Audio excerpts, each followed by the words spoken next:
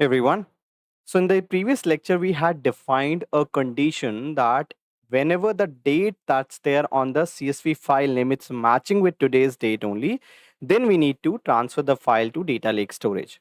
So, we have defined a condition. Now, we will say whenever the condition is true, then we want to copy the data. So, we'll be using copy activity over here. We'll drag it over here and we'll select from where you want to copy. I already have created my data set. That is the location to my data.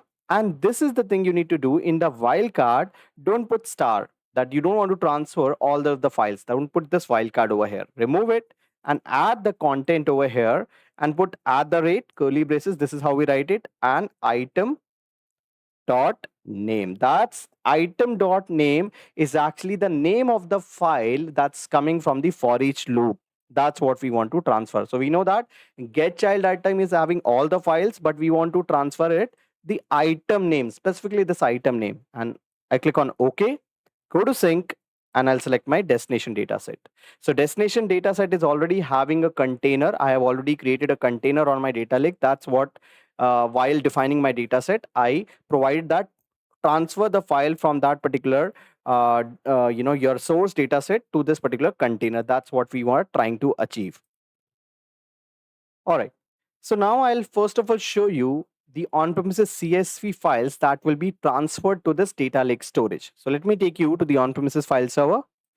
Now, this is the on-premises file server. If you can see 29/7/2024, this is the actually matching with the today's date, right? 29/7.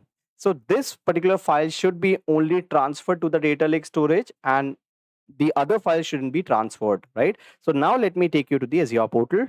So we have provided a condition source, only copy that particular file name and let's try to run this debug. Let's try to run it.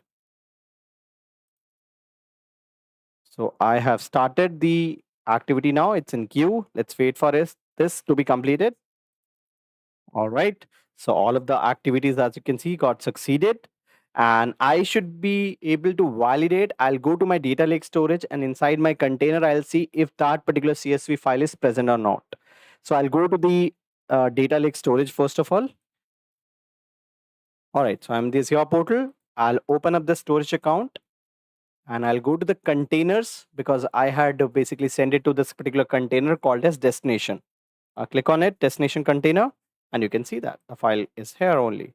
So the file that I had transferred is actually got transferred based on this data. As you can see, this is matching with today's date only. That's why this particular file is actually got transferred.